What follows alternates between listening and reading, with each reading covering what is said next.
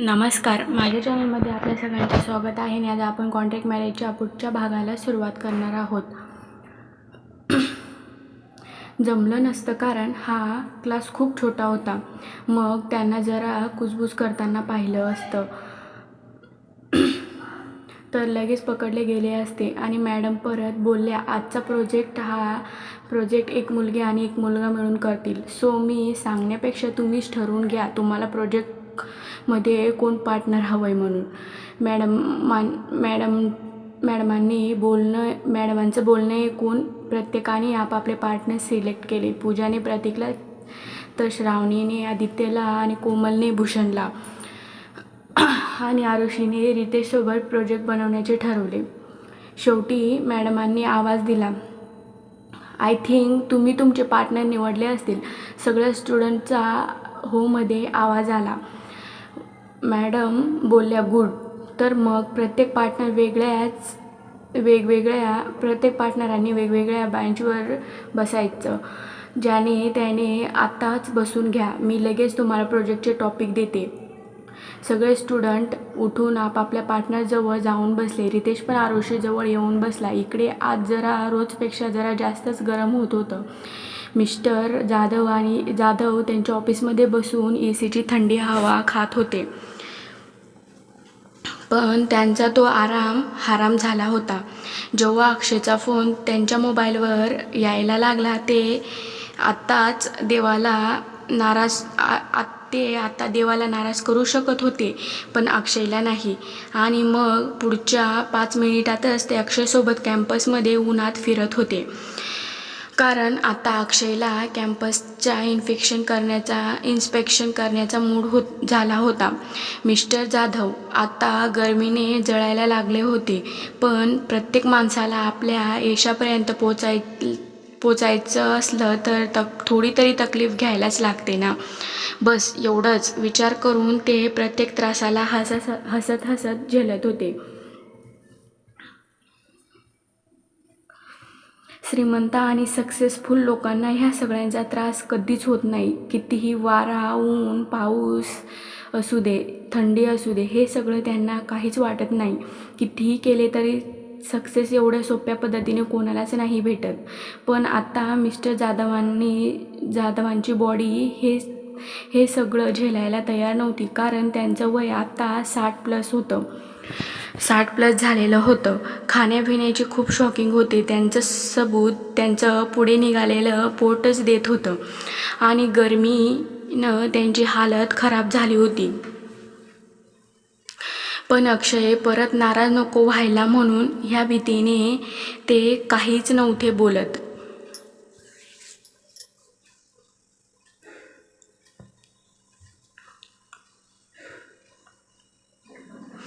खूप वेळाने ते इकडे तिकडे फिरल्यानंतर ते आता लायब्ररीजवळ आले होते. Very good. अक्षयने एक नजर लायब्ररीवर फिरवली आणि बोलला. शेवटी मिस्टर जाधवांनी हिम्मत करून विचारलंच, मिस्टर राठोड, आज ऊन खूपच जरा जास्तच आहे ना? एवढा वेळ उन्हात चालून तुम्ही पण थकले असतील ना? तुम्हाला वाटत असेल तर आपण माझ्या ऑफिसमध्ये जाऊन थोडा वेळ रेस्ट करून घेऊया. अक्षय जरी दाखवत नसेल, पण खूप उन्हामुळे त्याचं डोकं पण आता दुखायला लागलं होतं. त्याचे कपडे पूर्णपणे घामाने ओले झाले होते. शुअर, जसं आपण ठीक समजत असतील, त्याने हसत मिस्टर जाधव यांना उत्तर दिले. फायनली मिस्टर जाधव यांनी एक मोठा श्वास घेतला आणि त्यांचे पाय ऑफिसकडे निघाले. आता त्यांना निघून फक्त 1 मिनिट पण नव्हता झाला का अक्षयचे पाय थांबले आणि अक्षय त्यांच्याकडे पाहत म्हणाला, मिस्टर जाधव, मी ऐकलं आहे का तुमचे BSCचे स्टुडंट खूपच हुशार आहेत म्हणे, खूपच टॅलेंट आहे त्यांच्यामध्ये आणि खूप बेस्ट पण आहेत. याच्या आधी पण खूप चांगले स्टुडंट इथून निघून खूप मोठमोठ्या कंपन्यांमध्ये एका चांगल्या पोस्टिंगला आहेत आणि काही तर सायन्टिस्टच्या याच्यात पण त्यांचा प्रयत्न चालू आहे. तुम्हाला माहीत असेल का राठोड इंडस्ट्री पण अशाच स्टुडंटसाठी आहे म्हणून. त्याच्यामुळे मी विचार करत होतो का मी स्वतः जाऊनच त्यांचं टॅलेंट पाहून यावं बरं. भविष्यात आम्हाला पण तुमच्या स्टुडंटसोबत काम करायला मिळालं तर फार बरं वाटेल. आम्हाला मिस्टर जाधव त्यांचं बोलणं ऐकून एवढे खुश झाले होते की अक्षयला वाटत होतं खुश होऊन ते इथेच एक्सप्लोर नको व्हायला. Please please mister Rathod please, त्यांनी त्याला चालण्यासाठी रस्ता देत बोलले. ते आता कॉलेजमध्ये येऊन त्यांना जरा बरं वाटत होतं. खूप वेळ उन्हात चालून त्यांना त्रास व्हायला लागला होता. ओ गॉड, आज मला किती दमायला लागलं या कॉलेजमध्ये. आत्ता मला रिझल्ट म्हणून सोनेच पाहिजे आहे, दम टाकत मनातल्या मनात विचार करत होता अक्षय. आज मी ज्या आरुषी शर्माला भेटलो होतो ती पण BScलाच आहे ना, राईट ना, अक्षयनं अचानक विचारलं. हां, मिस्टर जाधवांनी दम टाकत उत्तर दिलं. कुठल्या क्लासमध्ये आहे ती, अक्षयनं मोठं मन करत विचारलं. क्लास 1मध्ये, मिस्टर जाधवांनी दम टाकत उत्तर दिलं. मिस्टर जाधव यांची उन्हाने आणि गरमीने खूप खराब हालत झाली होती.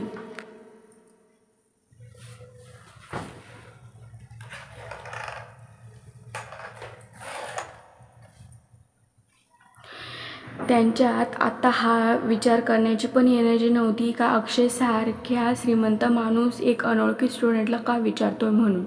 त्यांनी एका बोर्डकडे इशारा करत बोलले, हे इथेच बोर्ड आहे, त्याच्यावर दिलेले असेल का आता कुठे त्यांचं लेक्चर चालू आहे म्हणून. मला एक्झॅक्टली माहीत नाही का ती आत्ता आपल्याला कुठे भेटेल ते, पण टाईम शेड्यूल आणि क्लासरूम नंबरबद्दल लिहिलेले आहे, यू कॅन चेक. अक्षयनं लगेच त्या बोर्डजवळ जात त्याच्यावर नजर फिरवली आणि मागे वळून मिस्टर जाधव यांना बोलले, let's go to the 4th floor. Mister Jadhav यांनी दम टाकत एक वेळ जिन्याकडे पाहिले. आज त्यांना त्या लहान लहान शिड्यासुद्धा खूप मोठ्या दिसत होत्या. त्यांनी त्यांचे डोळे मिटत बोलले, ऑफकोर्स मिस्टर राठोड, तुमच्यासाठी तर मी काहीही करू शकतो. चला. काहीही करायची गरज नाही आहे मिस्टर जाधव, फक्त माझ्यासोबत तुम्हाला यायचे आहे. अक्षय हसत बोलला आणि जोरात पळत जिना चढू लागला. जिना चढून तो आता 4th फ्लोअरला आला होता. काहीच वेळात तो त्या रूमबाहेर उभा होता ज्या क्लासमध्ये आरुषीचा क्लास चालू होता. क्लास बाहेर उभा राहत त्याने आपलं कंबर सरळ केले, जे सारखं चालून आत्ता दुखायला लागलं होतं. अक्षय आता त्याच खिडकीजवळ उभा होता ज्या खिडकीतून अक्षयला आरुषी सरळ दिसत होती. त्याने इकडं तिकडं नजर टाकून आरुषीला शोधलं होतं. अक्षयच्या चेहऱ्यावर आता कुटील हास्य आले होते. खूप मेहनत केली आहे मी आरुषी शर्मा तुझ्यापर्यंत पोहोचायची. किती तपत्या उन्हात चालून तुझ्यापर्यंत आलोय मी. आज जे काही कांड केलास ना तू, त्याच्यासाठी माफी तर मागायलाच लागेल तुला माझ्याशी. त्याच विचारात असून त्याचं लक्ष अचानक त्या मुलाकडे गेलं जो आरुषीसोबत बसला होता. रितेशवर त्याचं लक्ष गेलं. त्याला पाहून अक्षय एकदम शॉक होत अक्षय पडता वाचला. What the hell in going on class. हे सगळं काही करते का आरुषी इथे येऊन. आत्ता मला समजलं ही मुलगी क्लासमध्ये यायला एवढी का तडफड करत होती. हेच चाळे तिला करायचे असतील म्हणूनच हे सगळं करायचं होतं. तर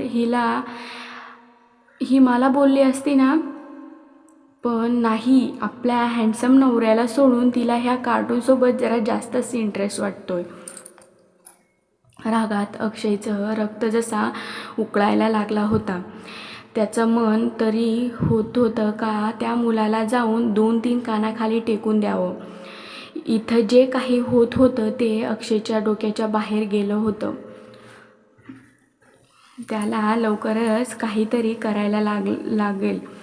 आरुषीला इथून बाहेर काढायला लागेल. अजून पण क्लासच्या बाहेरच तो उभा होता.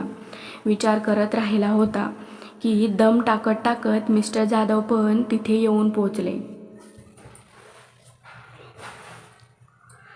ते पूर्णपणे थकून चूर झाले होते. आता खूप मोठमोठ्याने दम टाकत होते ते. पण अक्षयला तिथे पाहून एक वेळ पण दम नाही खाल्ला आणि क्लासरूमच्या दिशेने आले. गरमी जास्त असल्यामुळे क्लासरूमचा AC पण ऑन होता.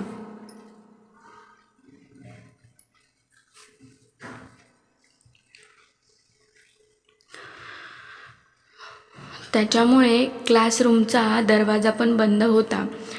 मिस्टर जाधवांना तिथे आलेलं पाहून अक्षयनं 1 सेकंड पण न घालवता दरवाजा उघडला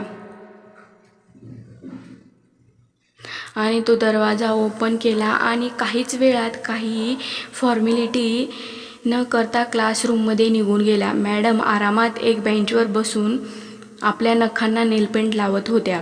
दरवाजा उघडल्याचा आवाज आल्यावर तिने चकित होत तिकडे पाहिलं आणि विचार न करताच तिथे कोण उभा आहे किंवा नाही हे न पाहताच तिच्या सवयीनुसार ती ओरडली, हा काही टाईम आहे का क्लासमध्ये यायचा? Just get out from here. पण सोबतच तिला अंदाज आला होता का दरवाजात कोण उभा आहे ते. अक्षय राठोड. ती एकदम गडबडीत आपल्या जागेवर उभी राहिली. शेवटी अक्षय एकटाच नव्हता तर त्याच्या पाठीमागे मिस्टर जाधव पण आलेले होते. मॅडमांच्या ओरडण्याने अक्षयचा चेहरा एकदम रागात दिसत होता. त्याने त्याचे डोळे बारीक करत एक नजर तिच्यावर टाकली आणि काहीच वेळा त्याची नजर घसरून आरुषीवर जाऊन अटकली.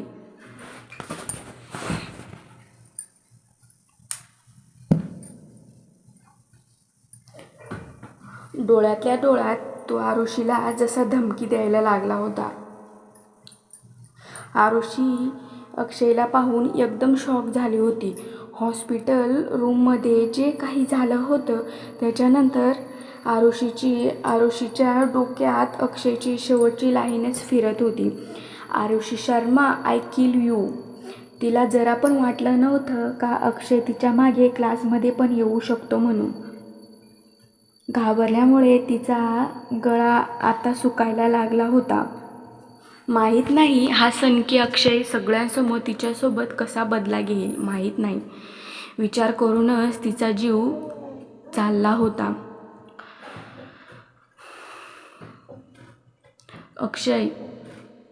अक्षय हाय. कोमल एकदम खुश होत तिच्या जागेवर उठून हात हलवत बोलली. तिला पण अपेक्षा नव्हती का अक्षय असं तिच्या क्लासमध्ये येत असेल म्हणून. अक्षयने फक्त तिच्याकडे पाहत मान हलवून दिली आणि खाली बसायचा इशारा केला.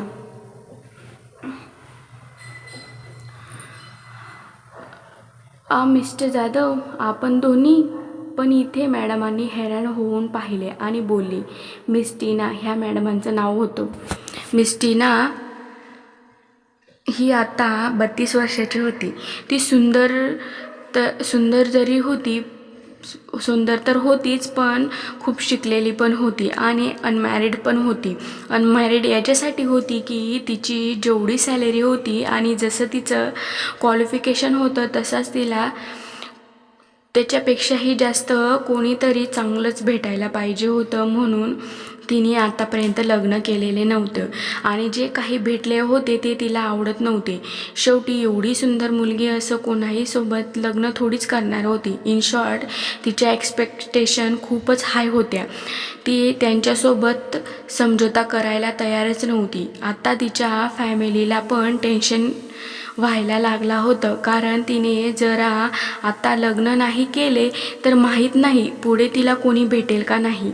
त्याच्यामुळेच अजून पण ती सिंगलच होती. पण हे बिलकुल नव्हतं का त्यांनी हार मानली नव्हती म्हणून. शहरातील पूर्ण श्रीमंत लोकांच्या हँडसम मुलांची लिस्ट त्यांच्याकडे होती आणि त्यांच्यातील एक नाव अक्षय राठोडचं पण होता. सो त्याच्यामुळे ती खूप चांगल्या प्रकारे अक्षयला ओळखत होती का तो कोण आहे म्हणून. पण तिच्या क्लासमध्ये काय करायला आला आहे हा प्रश्न तिला पडला होता. मिस्टर जाधवांनी आलेला घाम पुसत त्यांच्या दमाला त्यांचा श्वास रोखत, श्वास कमी करत आणि बोलले, मिस्टर राठोड, आपल्या BScच्या स्टुडंटचं टॅलेंट स्वतःच्या डोळ्यांनी पाहायला आलेले आहेत. भविष्यात यांची कंपनी त्या मुलांना ब्रेक द्यायचं म्हणते. अक्षयनं त्यांचं बोलणं कन्फर्म करण्यासाठी हळूच मान हलवली आणि ठीक आरुषीच्या समोर असं जाऊन बसला का तिला त्या मुलासोबत जरा पण बोलायला नको यायला म्हणून. काय बोलता ते दोघे पण पाहण्यासाठी तो तिच्याच पुढे जाऊन बसला होता. नक्की यांच्यामध्ये चाललंय तरी काय? जसं मिस्टर जाधवांचं बोलणं संपलं तसं पूर्ण क्लासमधून आनंदाचा आवाज यायला लागला. सगळे स्टुडंट खूप खुश झाले होते. राठोड इंडस्ट्रीमध्ये काम करायचं म्हटलं म्हणजे त्यांची लाईफ पूर्णपणे सेट झाली असं समजायचं. आणि सॅलरी ती तर मग एवढी का लाखोमध्येच. हॅलो एव्हरीवन, आय होप का मी तुम्हाला डिस्टर्ब तर नाही ना केले? अक्षयनं सगळ्या स्टुडंटना फेस करत एक स्माईल करत बोलला. मिस टीना तर अक्षयला आपल्या डोळ्यासमोर पाहून हवेतच उडायला लागल्या होत्या. अक्षयबद्दल लोक सतत बोलायची का त्याला खूप इगो आणि ॲटिट्यूड आहे. त्याच्यासोबत डील करायचं म्हणजे कोणाचंही काम नाही. तिला पण हेच वाटलं होतं. पण अक्षयला आज समोर पाहून तिचे पूर्ण विचारच बदलून गेलेले होते. लोकांचं तर काय कायमचं ते श्रीमंत लोकांची विषयी अफवा पसरवणारच. अक्षय तर किती हंबल आणि किती पोलाइटली सगळ्यांसोबत बोलतोय आणि जेवढा त्यांनी विचार केला होता त्याच्याहून कितीतरी तो हँडसम पण आहे. आणि ती एकदम एक्सायटेड होत अक्षय जवळ येत बोलली, नो, याच्यात डिस्टर्ब करण्यासारखं काय आहे? तुम्ही प्लीज सांगा तुम्हाला कशा मुलांची आवश्यकता आहे ते. मे बी मी तुमची काही मदत करू शकेल म्हणून. अक्षय हसत पूर्ण क्लासवर त्याने एक नजर फिरवली. त्याची नजर फिरत आरुषीवरच जाऊन थांबली. आरुषीच्या चेहऱ्यावर एकदम 12च वाजलेले होते. अक्षयने कुटील हसत तिच्याकडे पाहिलं आणि बोलला, माझ्यासाठी लुक्स खूप महत्त्वाचे आहेत. तुम्ही असं स्टुडंट सजेस्ट करा की त्यांचे लुक्स आणि त्यांची क्वालिटी आणि म्हणजे हुशार पण असतील असं स्टुडंट मला तुम्ही सजेस्ट करा. तोच माझ्यासाठी खूप सुटेबल कॅन्डिडेट असेल. त्यांचं बोलणं ऐकून मिस टीना थोडी कन्फ्यूज झाली होती. शेवटी अक्षयला करायचं काय आहे? अक्षयचं बोलणे ऐकून पूर्ण क्लासमध्ये हालचाल सुरू झाली होती. आरुषीला सोडून बाकीचे सगळे स्टुडंट आपले कपडे, आपले केस, खास करून तर मुली आपले केस आणि कपडे ठीक करायला सुरुवात केली होती. कारण त्यांचा लूक चांगला दिसायला पाहिजे म्हणून. आणि अक्षय पण आपल्यालाच त्याच्या कंपनीमध्ये काम करायला सिलेक्ट करेल म्हणून. मग तर मी या कामासाठी परफेक्ट आहे ना अक्षय? कोमल पूर्ण कॉन्फिडन्समध्ये उठून बोलली. तिने आता जो काही प्रोजेक्ट बनवला होता तो घेऊन ती लगेच अक्षय जवळ गेली आणि बोलली, हे बघ, हा प्रोजेक्ट आत्ताच मी बनवलाय, कसा आहे? बोलत तिने तो प्रोजेक्ट पुढे केला. अक्षयनं एक नजर त्या प्रोजेक्ट पेपरवर टाकली आणि मान हलवत बोलला, नॉट बॅड. अक्षयच्या तोंडातून तारीफ ऐकून कोमल खूप खुश झाली होती. पण मी एवढाही मोठा बिझनेस नाही अजून का बजाज अंकलच्या मुलीला जॉब देईल म्हणून. अक्षयनं एकदम पोलाइटली स्माईल करत ही गोष्ट सांगितली होती.